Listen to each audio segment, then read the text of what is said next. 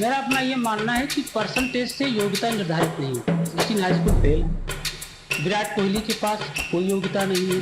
तो उसके बाद फिर वो बीएड करे कि आईटीपी के लिए रुका रहे हैं। अब कि डीएलएड बंद होने वाला है, बीएड बंद होने वाला है, डीएलएड को ही प्राथमिकता दी जाएगी। तो ऐसी स्थिति में बीएड वालों के सामने थोड़ी बहुत समस्याएं हैं। कुछ लोग यूट्यूबर बनना चाहते हैं, लेकिन अगर 2030 के बाद की अगर बात करें तो फिर उसमें आपको आईटीपी कोर्स करना ही पड़ेगा। सर ये बताइए कि जैसे इस समय टीचिंग लाइन में अगर हम जाएं तो आईटीपी एक कोर्स आया हुआ, आपने नाम भी लिया था, तो वो क्या है? आईटीपी को देखा जाए तो इसे कहा जाता है इंटीग्रेटेड टीचर एजुकेशन प्रोग्राम।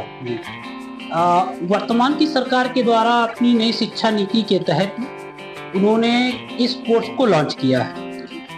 सरकार का ये कहना है कि 2030 के बाद, उन्होंने स्पष्ट रूप से कह रखा है कि 2030 के बाद अगर कोई बंदा टीचिंग लाइन में आना चाहता है तो उसे आईटीपी कोर्स करना अनिवार्य होगा। अच्छा, ये है इसमें। तो जैसे मानिए अभी किसी की डिग्री जो कंप्लीट हो रही है, बीएससी या कुछ भी कर रहा है 28 तक में, तो उसके बाद फिर वो बीएड करे कि आईटीपी के लिए रुका रहे हैं? अब अगर वो मान लीजिए कि कोई ग्रेजुएशन कर रहा है, कंप्लीट हो गया है, और अगर उसके पास एज भी हो तो इसके साथ साथ देखो अगर वो बीएड करता है, हाँ, तो बीएड एक प्रकार की डिग्री हो गई। हाँ, वो इंटर कॉलेज तक भी काम आता है। वो एमएड भी आप आगे कर सकते हैं, उसमें बेनिफिट हो जाता है। 2030 के पहले अगर आपको टीचिंग लाइन में आना है तो ग्रेजुएशन करने के बाद अगर आप 6 से 12 तक के टीचर बनना चाहते हैं तो बीएड ही मस्ट है। और अगर आप पीआरटी में जाना चाहते हैं, आप प्राइमरी लेवल में जाना चाहते हैं, तो फिर ग्रेजुएशन करने के बाद आप डीएलएड कर सकते हैं। ये 2030 के पहले।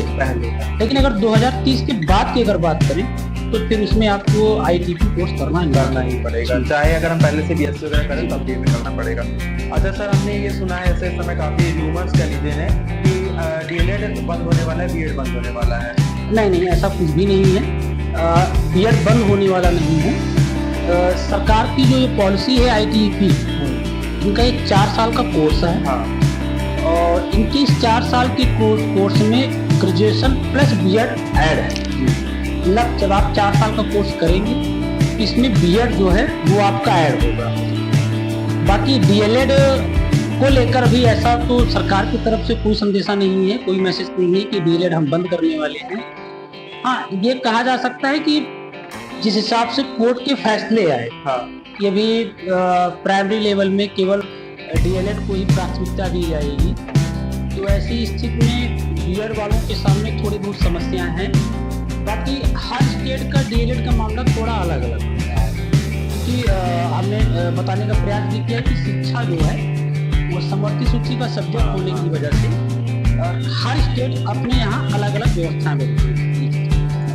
सर, एक जैसे बहुत ज़्यादा कंट्रोवर्शियल क्वेश्चन होता है कि घर में बच्चा कोई तैयारी कर रहा होता है किसी पर्टिकुलर कोई कोर्स की, एग्जाम की, तो उस समय परिवार वाले ये कहते हैं कि अच्छा इस समय ये भर्ती निकली, इसमें भर दो, ये निकली है, तो उसमें आप क्या कहना चाहेंगे? परिवार हमारा तो अपना ये मानना है कि परिवार के साथ साथ बच्चे से यही कहना चाहेंगे कि पहली चीज़ तो ये है कि परिवार बच्चे से बहुत ज़्यादा उम्मीद नहीं करती होता। हमारे यहाँ ये है कि हमारे हाई स्कूल मान लीजिए कि 70% आए और उसी के अगर 90% आए तो फिर जो परिवार होता है, जो माँ बाप होते हैं, वो कहीं ना कहीं उस बच्चे को डिमोटिवेट करने लगते हैं कि देखो उसी जगह कुत्ता के लड़के को देखो या कुत्ता की लड़की को देखो, उसकी 90% है, उसके यहाँ पढ़ने के लिए इन्वर्टर भी नहीं है, तुमको सारी सुविधाएं दी जाती हैं, तुम्हारे 70% आए।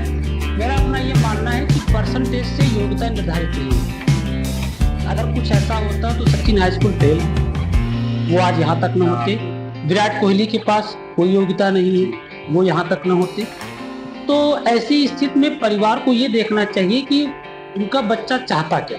सबसे पहली चीज तो ये है, क्योंकि ये जरूरी भी नहीं है कि बच्चा सरकारी सर्विस में ही जाना चाह रहा है। सही बात है। कई सारे विकल्प होते हैं और कुछ लोग किताबें लिखना चाहते हैं, कुछ लोग यूट्यूबर बनना चाहते हैं। मतलब सबका अपना अलग अलग क्षेत्र है। बच्चे को जिस लाइन में इंटरेस्ट हो उन्हें उसी लाइन में भेजना चाहिए। हाँ, अगर बच्चा तैयारी करना चाहता है, मान लो उसकी इच्छा है कि हम कंपटीशन की तैयारी करेंगे, तो बस परिवार की भूमिका ये हो कि सब विरोध में खड़े हो जाएं लेकिन जब पीछे बच्चा मुड़कर देखे तो उसके घर वाले होने चाहिए।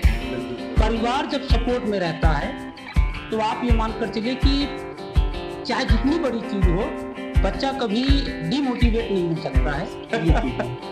सर अब हमारे क्वेश्चंस खत्म हो गए, आप जाते कुछ स्टूडेंट्स को मोटिवेट करेंगे, कुछ अच्छा सा कह दीजिए।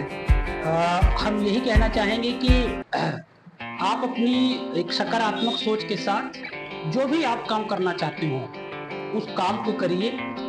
और कई बार आपको ऐसा लगेगा कि आप सफल नहीं हो रहे हैं, आप ऊपर जाएंगे फिर नीचे आएंगे, फिर ऊपर जाएंगे फिर नीचे आएंगे। उतार चढ़ाव ये लाइफ में लगा रहता है।